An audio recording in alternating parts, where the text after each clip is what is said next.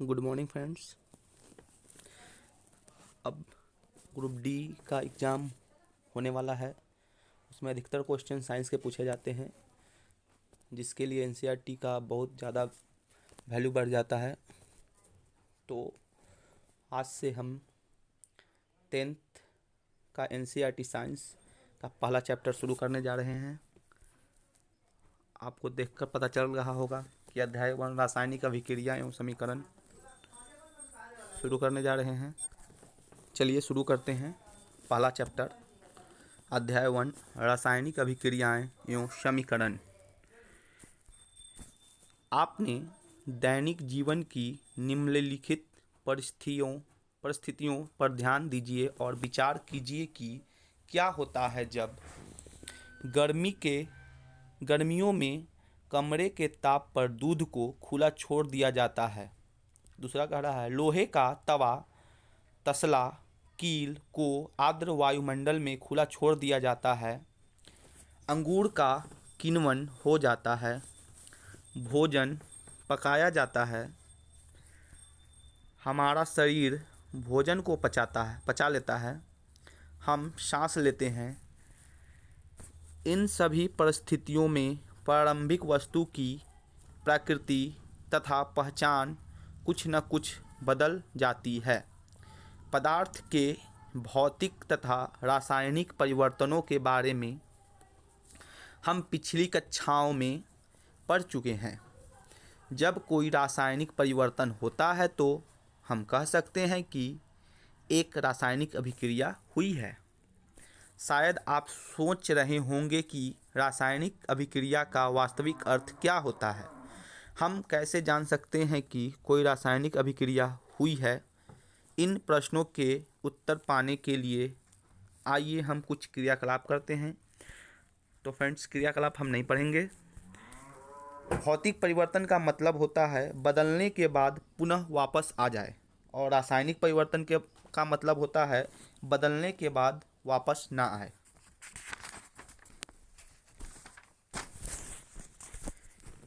Next page.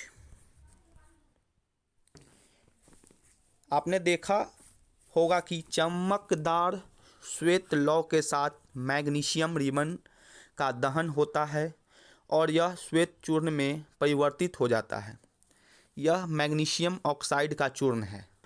वायु में उपस्थित ऑक्सीजन तथा मैग्नीशियम के बीच होने वाले अभिक्रिया के कारण यह बनता है।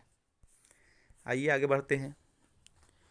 ऊपर दिए गए 3 क्रियाकलापों के आधार पर हम कह सकते हैं कि निम्नलिखित किसी भी प्रेक्षण की सहायता से हम निर्धारित कर सकते हैं कि एक रासायनिक अभिक्रिया हुई है।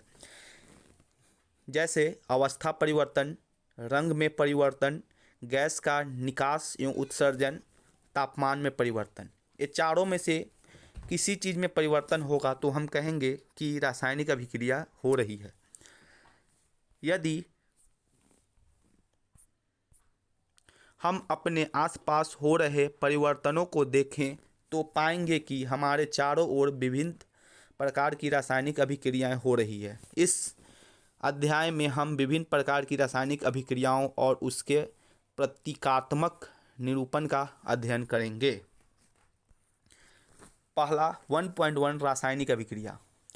क्रियाकलाप 1.1 का विवरण। जब ऑक्सीजन की उपस्थिति में मैग्नीशियम रिबन का दहन होता है तब यह मैग्नीशियम ऑक्साइड में परिवर्तित हो जाता है।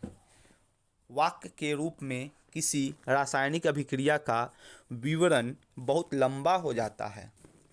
इसे संक्षिप्त रूप में भी लिखा जा सकता है। इसे शब्द समीकरण के रूप में लिखना सबसे सरलतम विधि है। ऊपर दी गई अभिक्रिया का शब्द समीकरण इस प्रकार होगा। मैग्नीशियम प्लस ऑक्सीजन, जिसे अभिकारक कहेंगे। मैग्नीशियम ऑक्साइड जो अभिक्रिया करके बनाया उसे उत्पाद कहेंगे। तो जो अभिक्रिया करेगा उसे अभिकारक, और अभिक्रिया करने के बाद जो हमें प्राप्त होगा उसे उत्पाद कहेंगे। अभिक्रिया 1.1 में मैग्नीशियम और ऑक्सीजन ऐसे पदार्थ हैं जिनमें रासायनिक परिवर्तन होता है। इन्हें अभिकारक कहते हैं। इस अभिक्रिया से एक नए पदार्थ मैग्नीशियम ऑक्साइड का निर्माण होता है। इसे उत्पाद कहेंगे। शब्द समीकरण में अभिकारकों के उत्पाद में परिवर्तन को उनके मध्य एक तीर का निशान लगाकर दर्शाया जाता है। अभिकारकों के बीच प्लस का चिन्ह लगाकर उन्हें बाईं ओर अर्थात LHS लेफ्ट हैंड साइड लिखा जाता है। इसी प्रकार उत्पाद के बीच भी योग प्लस का चिन्ह लगाकर उन्हें दाईं ओर RHS लिखा जाता है। तीर का सिरा उत्पाद की ओर होता है तथा यह अभिक्रिया होने की दिशा को दर्शाता है। नेक्स्ट है रासायनिक समीकरण लिखना। रासायनिक समीकरण कैसे लिखते हैं वो देखेंगे। क्या रासायनिक समीकरण के निरूपण की इससे भी संक्षिप्त विधि है? शब्दों की जगह रासायनिक सूत्र का उपयोग करके रासायनिक समीकरणों को अधिक संक्षिप्त तथा उपयोगी बनाया जा सकता है। रासायनिक समीकरण किसी रासायनिक अभिक्रिया को दर्शाता है। यदि आप मैग्नीशियम ऑक्साइड तथा